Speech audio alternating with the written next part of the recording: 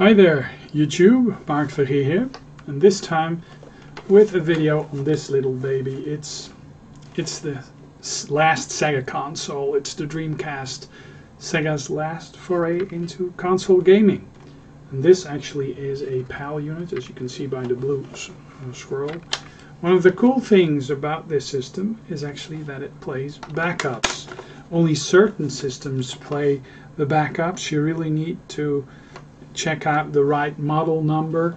It's more prevalent on the American systems, I believe, than on the PAL systems. Most PAL systems actually play backups.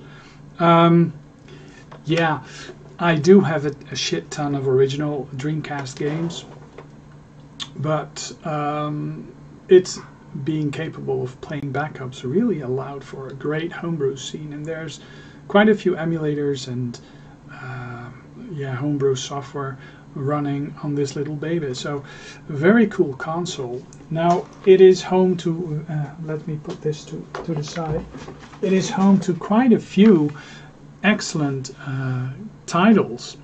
Among one of them is an excellent racing title called Buggy Heat, which is a buggy racing game spread over 3 different heats: easy, hard, expert.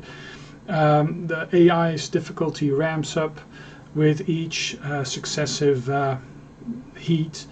At first it's actually quite easy. You get the hang of the karts, the buggies, and later on the AI gets quicker. Actually the whole gameplay gets quicker. The cars move around or at least the buggies move around at a higher speed. So actually that's actually quite fun. Now, I thought about capturing this from my Dreamcast, but as there was this new Redream emulator coming out, I figured why not check it out on the emulator. So I converted my disc and it actually boots into Redream. And Redream really needs a fastish CPU, like 2.533 gigahertz, preferably more than 2 cores. I've seen it run great on 4-threaded CPU, so 2 cores, 4 threads actually works. 2 cores, 2 threads is actually too slow. So I'm actually running this on my FX82 or 8350 or something, AMD AM3 Plus socket CPU thing with an NVIDIA GTX 1050 on Windows 10, and it actually runs quite well. Now, what could you expect graphics wise from Dreamcast games? Well, something in between an original PlayStation and a PlayStation 2. The graphics core on the Dreamcast actually is a little less powerful when it comes to fancy smancy fancy pants, things like lighting effects and stuff. That really had to be things like that really had to be programmed into the engine used on the Dreamcast, and it actually slowed things down. So basically no fancy shading, most of it is just flat shaded, but the textures are often they are filtered. But yeah, I mean, the look of Dreamcast titles is actually surprisingly retro and very crisp. And I very much like the way Dreamcast games look. PlayStation games look softer, they look more fancy, but the Dreamcast is capable of outputting VGA, which the PlayStation doesn't do by default. So it's a shame that the Dreamcast got such a small, short shelf life. I believe in my neck of the woods it was only officially available for like 8 months or so. Of course I jumped on it the moment the system was on the shelves, because I knew it was going to be a great system. But we did have a couple of failures back then in the gaming scene, like the Neo Geo Pocket, the Neo Geo Pocket Color, those actually failed in my neck of the woods tremendously. The Nintendo Game Boy Advance was a huge success, and the Dreamcast, it was selling well, but for some reason, in other areas, it was overtaken by the PlayStation 2, which had the biggest advantage, that it actually used DVD as a medium, and it for a time it was actually the world's best and most affordable DVD player. So I guess that sold actually a lot of PlayStation games, and because the Dreamcast used its proprietary GD-ROM format, it actually lost out. So yeah, using a closed format might not always be the best thing to do. But it's a shame. In a way, the Dreamcast lives on in the original generation OG Xbox, because quite a few of the titles that were in development for the Dreamcast actually ended up also appearing on the OG Xbox. So in a way, the Xbox is some sort of spiritual successor to the Dreamcast, and yeah, I love that console, the Dreamcast. The PAL boxes, they are atrocious. They use blue plastic. They're not the standard CD-ROM cases, but some sort of proprietary, very brittle case.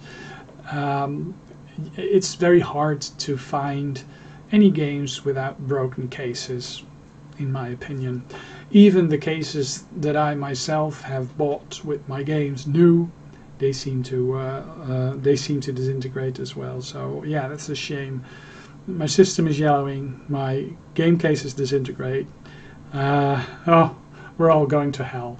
Let's go check out the gameplay footage of Buggy Heat on an emulator.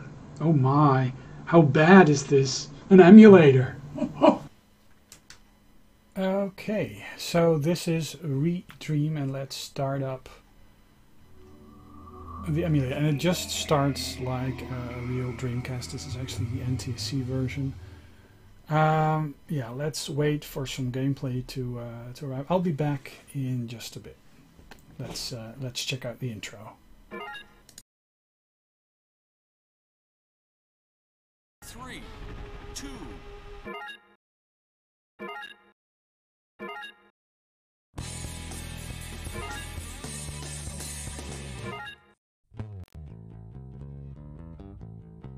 Tricky Diamond.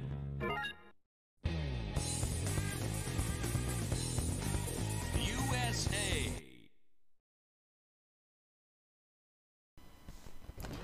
Okay, so this emulator really plays about full speed on my system, and it does something weird with the shadows, but I believe that's also the case on the original game. And like I said before, the first couple of races, the easy heat actually is the easiest. The AI is pretty tame, and also the speed of the other cars is just very slow, so you get ahead quite easily. So if you're not used to this type of gameplay, this type of buggy gameplay, you'll have enough time to just actually learn and not lose all the time. You know, you learn how to drive these little buggies, and you just don't lose all the time. So at the beginning, gameplay mechanics like this actually allow you to, well, receive some sort of success early on in the game. Now we will see that later on in this game. There's different heats, and those heats they will provide much more of a challenge later on. So if you are an experienced buggy racer, you'll still be able to enjoy the game, because the AI ramps up and the speed of the opponents ramps up. The speed of the gameplay actually ramps up. So it remains quite an enjoyable game throughout, which is actually quite cool. And as you can see, I'm just way ahead of the opponents, almost half a track. And yeah, I mean, I think it really looks nice. Of course, you can see that all the textures and everything is very flat shaded. The shadows aren't real shadows; they're just projected semi-transparent dark spots. Yeah, this Egypt track, this is also quite interesting. I've seen that other emulators they just don't emulate this track that well. The trees will often flicker in and out, and some of the background background textures will be corrupted. But this Redream emulator really seems to work quite well. Yeah, I almost find it indistinguishable. I just can't talk today. Indistinguishable from a Dreamcast, actually. So this actually renders at the original Dreamcast resolution, and yeah, I think it's a good way to just be able to play this. Oh, yeah, I'm recording this. It's quite the temperature is actually quite high. I'm recording this with my window open, and of course, as I'm playing this game, as I'm narrating this game, the garbage truck is actually going through our little cul-de-sac. Now, you might be able to hear it, and this just goes to show the high production values of my channel. I spare nothing, you know, real live entertainment. Okay, so about an hour and a half later, yes, the doorbell rang, and I had coffee with a friend that came over. Yeah, what really looks quite interesting is the way that the sand actually. Whoa, bloody hell! Oh, I have never done that for real with a buggy, but it's actually quite doable in this game. But yeah, I'm quite partial to buggy games. I loved the Buggy Boy arcade game, and this actually looks very similar. This is actually what Buggy Boy might have been if it had, you know, existed like 10 years later or something. I believe it's about that time frame that's between these games. Quite amazing when you think about it. And I think this game actually aged quite well. The textures are not very high quality, but for some reason the aesthetics of it. This actually reminds me very much of this how do you say that? This Dynamite Sam, Magic Sam, that really weird first-person shooter that takes place in ancient Egypt. Serious Sam, that's it. Yeah, quite a cool game. Oh, and if you hear some noise, some fan noise in the background, that's because one of the neighbors actually is using a Hoover to clean out their car.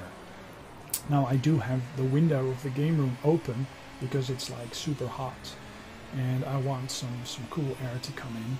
So I'm not gonna narrate this video, I'm not gonna play this game without any form of fresh air coming in. Yeah, that's just, you know, the way things are. Whoops, the way things are in the game room at the moment. Yeah, it's really weird how this shadow just blends in. It's not a real shadow, but it's something that the Dreamcast actually purposefully recreates. It's a facsimile of a shadow, and because certain aspects of it overlap, the semi-transparency is actually more transparent. Yeah, they just can't do all the calculations to make it one single semi-transparent black color. So yeah, I mean, it's a facsimile of a shade, of a shadow. This actually works a bit better. It's just, you know, it's about nighttime, I guess, and it's in the snow, and I like the snow effect. It's not real snow, it's just sprites that scare a bit. And the physics in this easy mode aren't really there. They do appear more prevalent, you know, the sliding, the snow, the less grip you have, it becomes more and more apparent in the later releases, the later heats, the medium expert heats.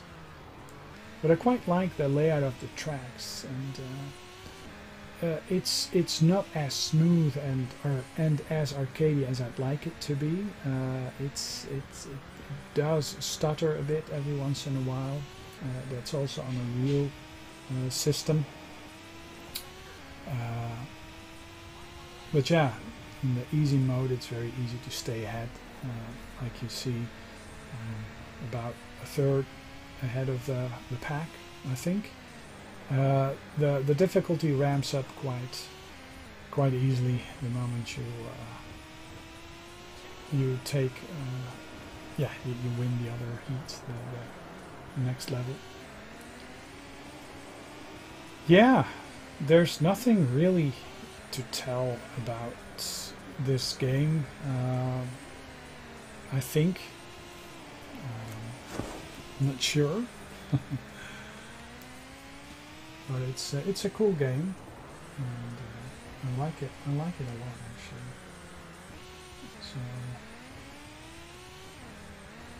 let's see if I can stay ahead. I believe I can.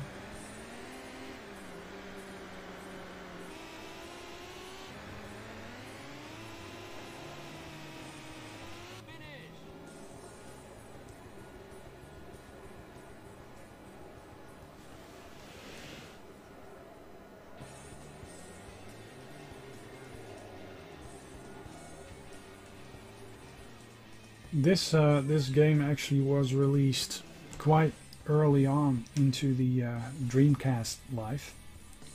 It was released in 1999, and I believe this really was very close to Sega Rally, Sega Rally 2, and a lot of both games actually competed with one another. And I think Sega Rally actually is the better game. It's a Windows CE game. This is just running on the bare Dreamcast hardware. Sega Rally was a Windows CE game. It used a form of DirectX, I believe. Yeah, the graphics, they look quite well, especially the way some of the physics, you know, the smoke effects and the dirt that gets kicked up by the tires and stuff. That's actually quite good. Yeah, the little buggies, they're actually quite good. They each have their own characteristics. I'm most of the time I just use this buggy.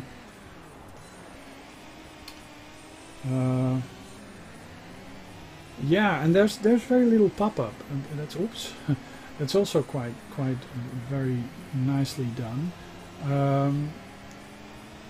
Yeah, a thing that really breaks quite of the fewer older games is the fact that you see certain bits of scenery that are in the distance, you see them pop up, or you see some sort of fog effect,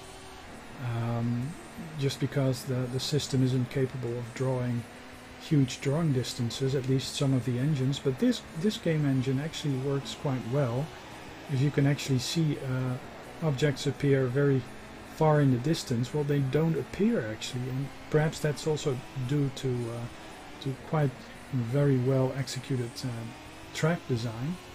But everything seems to be there. There doesn't seem to be any pop-up, so that really gives it a sense of presence, a sense of reality, I guess. And so yeah, the easy mode that we're going through right now, I believe still, is very easy. The AI is very simple, and it really ramps up quite a bit the moment you hit expert mode and stuff.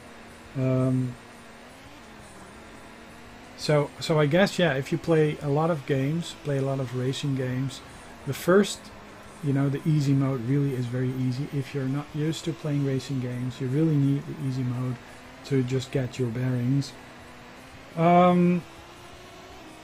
Yeah, there's a bit of lag in the controls.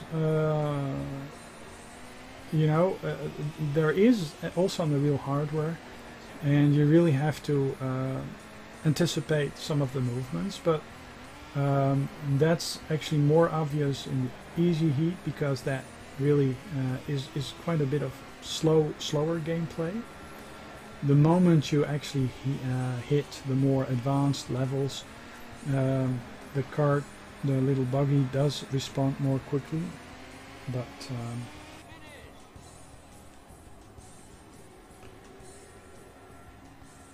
I think this game really is a nice game, but you really need to like your arcade games. If you want any form of realism, this game is not for you. And oh yeah, this is already the hard class, so you have easy, hard, and expert. So in this hard level, some of the levels are revisited, like this Egypt level. The cart really controls a bit different. It's more direct, and the speed at which the car is running also is quite a bit faster, I believe. You may have to check those kilometer per hours ratings and compare them to the earlier Heats.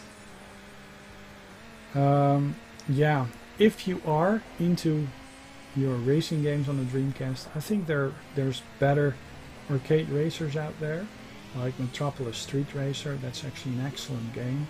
You may have to give that a go as well. Another great title that is more real is, for example, Le Mans 24 Hours. V Rally is a very nice arcadey rally game. And of course the Sega Rally 2, which is a Windows CE game.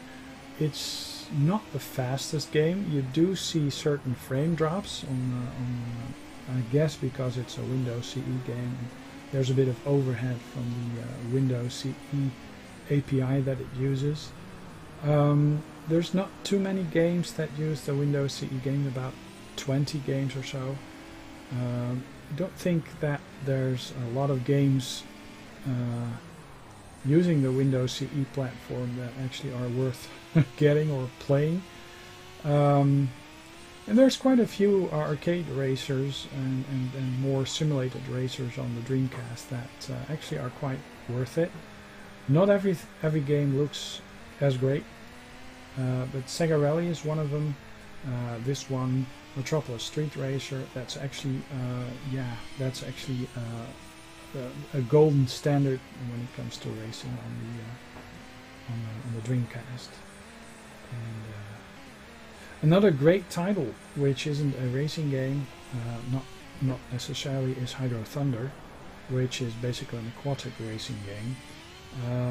You have that on the Nintendo 64, on the original PlayStation, but also on the Dreamcast, and it really looks the part. There's actually an Xbox 360 re-release of that, Hydro Thunder Arcade or something like that, I'm not sure. That really is a very advanced racing title, and it definitely has come a long way in just a couple of years if you look at the graphics. But yeah, a great racing title, and I think I'll just stop narrating at this point, and I'll just show you a bit of the gameplay. There's nothing really more to say about this title. I'll show you a few of the hard modes or the expert modes that still come. Yeah, this is just a very ad hoc, off the cuff video, very non-scripted. Just I'm just saying, I'm just showing this and just narrating over it. And yeah, we've been having a heat wave over here in the Netherlands, and things have been so hot that it's actually very hard to do anything indoors. It's actually very hard to do anything really. So that's why the number of videos and the production value has suffered a bit. One of the upcoming videos, I'm actually going to review the Dreamcast Replay. It's a very tiny PC that is marketed as the ultimate emulation PC. I've been having certain troubles with that, and but I'm still reviewing it using my own installation of software, because well, the software that it came with actually corrupted itself, which is a crying shame. And, oh well, I'll talk about that in another video. But yeah, let's just continue this. And I don't think I'll be. Whoops. Yeah, you really see that this Russian revisited. It's a bit harder. The AI of the opponents is a bit better, and they have certain advantages over you. They seem to like you, have a higher speed. So yeah, difficulty ramps up quite a bit, and it's really a great looking game. I mean, looking at it now through today's eyes, you know, we are very harsh when it comes to early polygon games. But if you look at it from, you know, what you would expect on the PlayStation, the original PlayStation, which was the norm back then, and then you suddenly had this, which really was a step up, because the graphics more or less were 640 by 480, you know, VGA standard, and really high resolution graphics. No polygon warping or texture warping. It was all very clear and crisp. It really was a huge step up when it came to graphics and gameplay, and there was a whole different league of gameplay possible, because these GD-ROMs that the Sega used, the Dreamcast used, actually held about double the data that was possible on a I believe 1 gigabyte was possible on these Dreamcast discs, whereas only 650 was possible on the original PlayStation. So there was a lot more room on the discs, probably because higher quality textures and music was used. Probably a lot of that was used up. You know, let's check out the replay. It's yeah, it's not as advanced as you'd see in today's games, but it's not bad. This is the in-car view, and yeah, you can actually see that the shade really, the shadow really breaks. It's just a couple of. It doesn't really. How do you say that? It doesn't really. It's not really projected. It's just something that sits on the floor. And it's just the same size as the card, and there's no perspective going on. This one is really cool, Peru, a very nice, some sort of clover leaf track, very much worth checking out and playing. Well, just check out the footage. I'll keep my trap shut now, and I'll let you enjoy the gameplay. Thanks for watching, and I'll be back with another video soon.